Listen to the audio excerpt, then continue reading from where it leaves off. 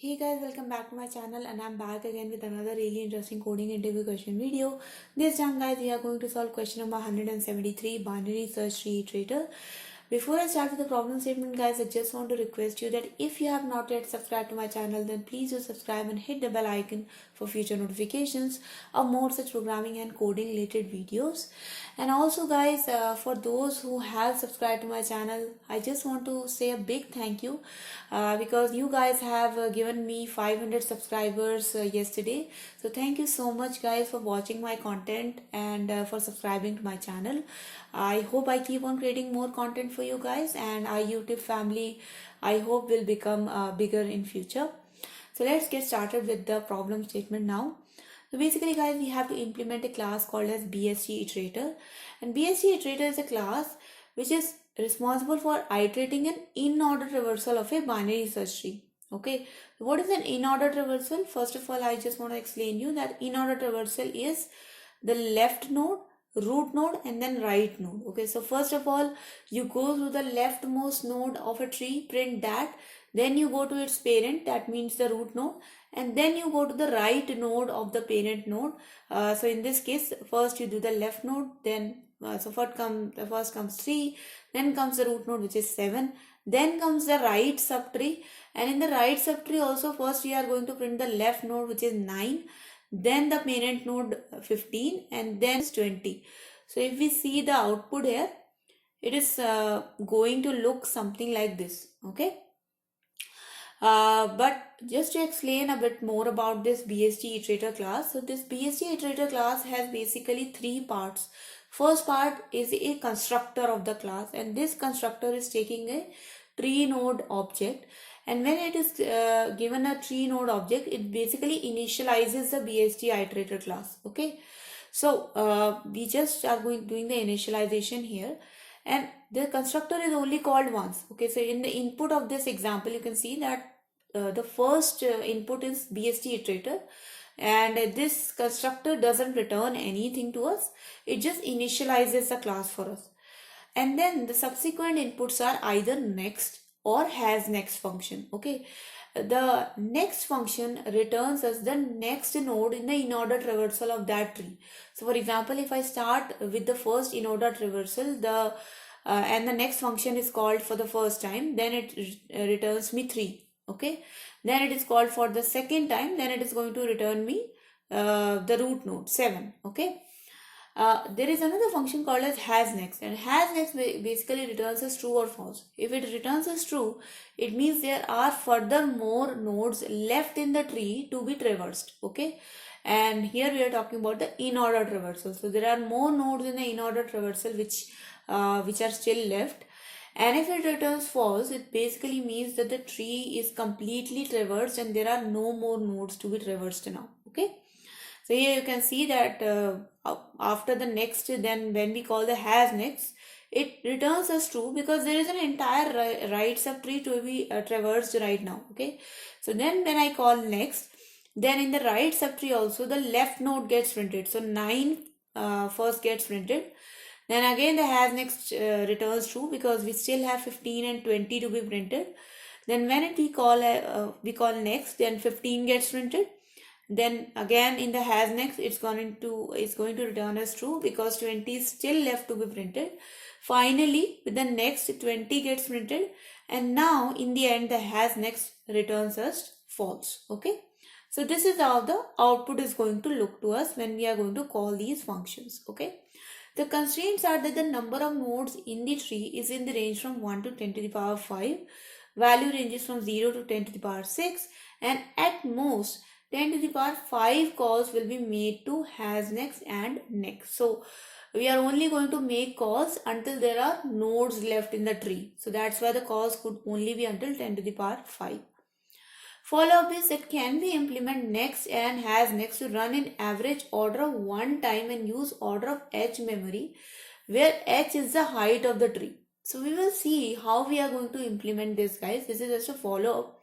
And now let's see how we can go to implement it. Okay, so the way to implement this BST iterator class is using a data structure called as stacks. Okay, So let me show you how we are going to do this. What we are going to do, guys, we are going to create a stack here.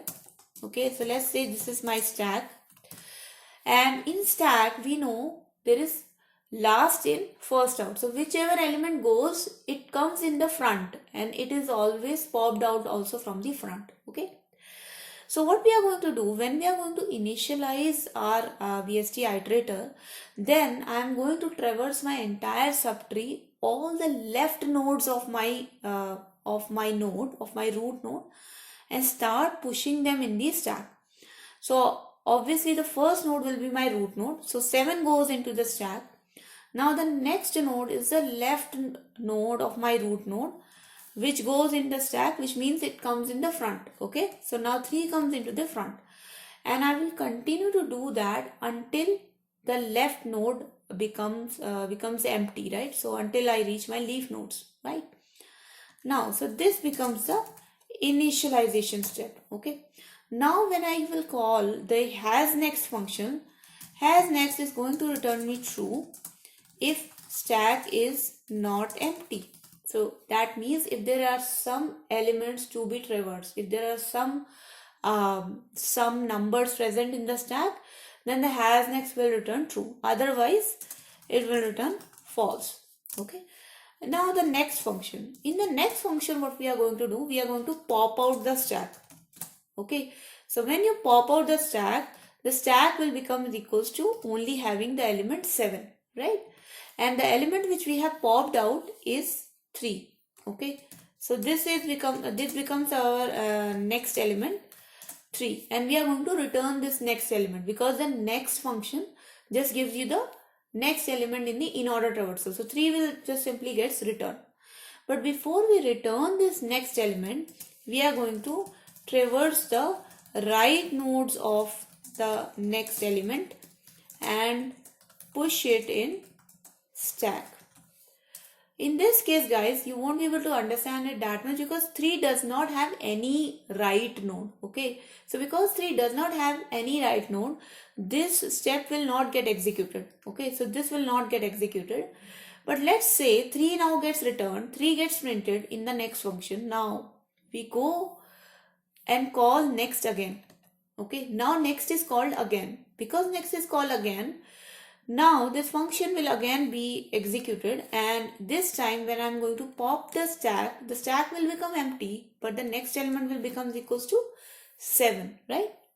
Now what I am going to do, I am going to the right element of this next element. Okay, so the right node of the next element is 15. Okay, so once I go to the right node of my next element, what I'm going to do is I am just going to push it in my stack.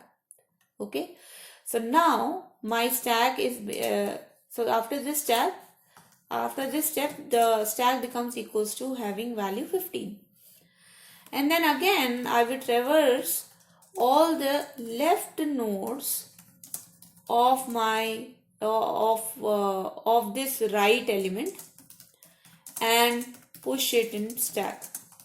Okay, so the right element was 15, the right node was 15. I will go into the left nodes of this right node and push it in stack. So now my stack will become equals to 9, 15, because obviously it's a stack, so the element gets pushed in the front. Okay, so now 9 gets pushed. Fine. Now whenever you are, let's say if I call next again, then the next element will is going to get printed is going to be 9. Okay, and again we are going to check if there are any right nodes of 9 or not. But in this case you can see that the right is a leaf node, so there are no right nodes of 9. But when we are going to pop the element 15 out of my stack, so when 15 will get popped out, then again this step will be executed. I am going to traverse the right node of 15 and I am going to push that in stack, and then it will continue further. And this is how, guys, you are going to do an in-order traversal of your BST of your binary search tree using this class. Okay, now let's try to implement whatever I have just said. So first of all guys, we need a stack. So I'm going to create a global object of stack here. So let's say stack is stack equals to new stack. Now let's first implement the constructor. So what was the constructor? Constructor is simply traversing the root node, all its left element, and putting it in stack. Okay.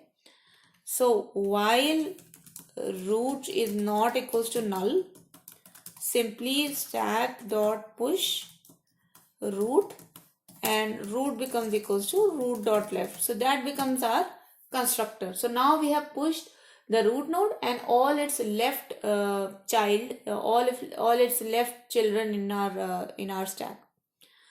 Now comes the has next. Let's first implement the has next because that is easier. So return not stack dot is empty.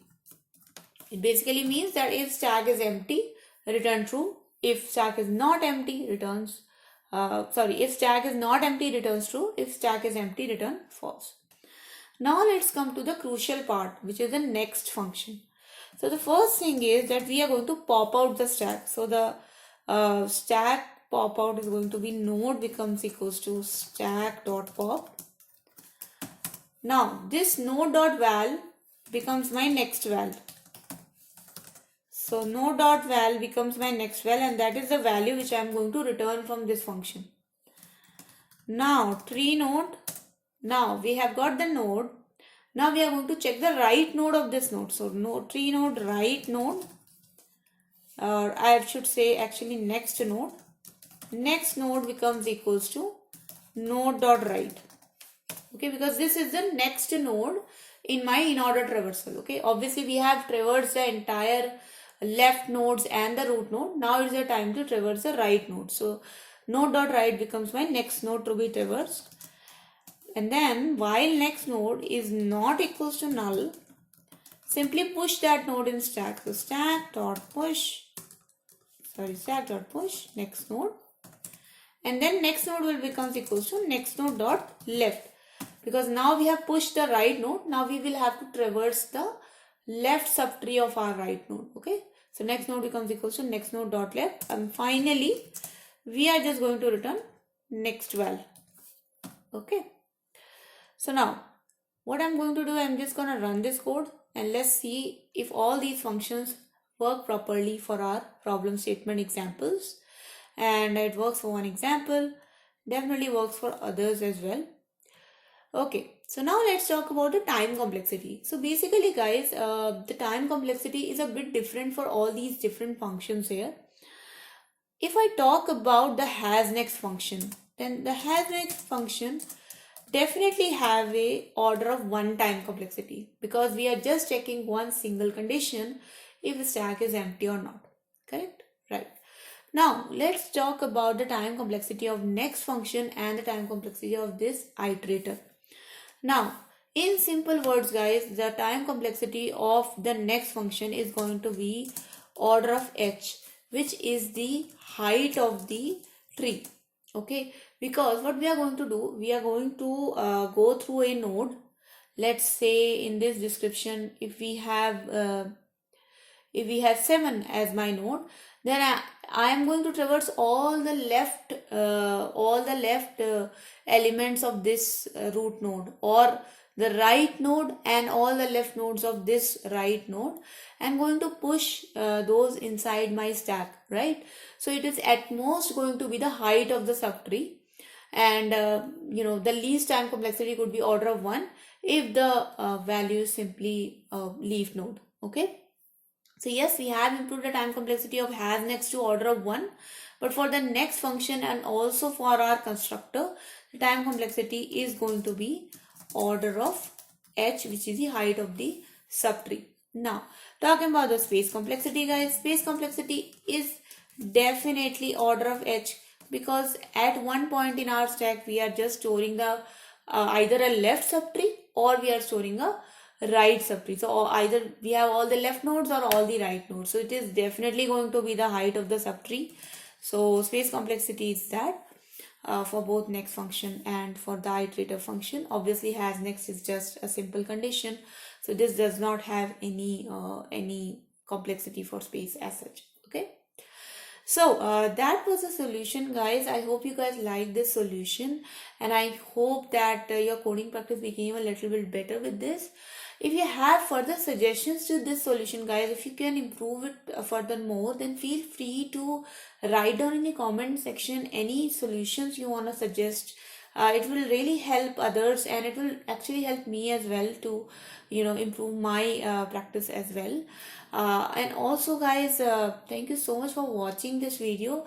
If you like this video, then do not forget to hit the like button and share this video with your friends.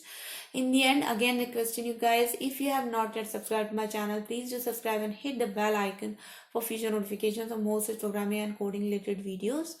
Thank you so much for watching, guys. I'll see you guys in the next video. Until then, take care and bye bye.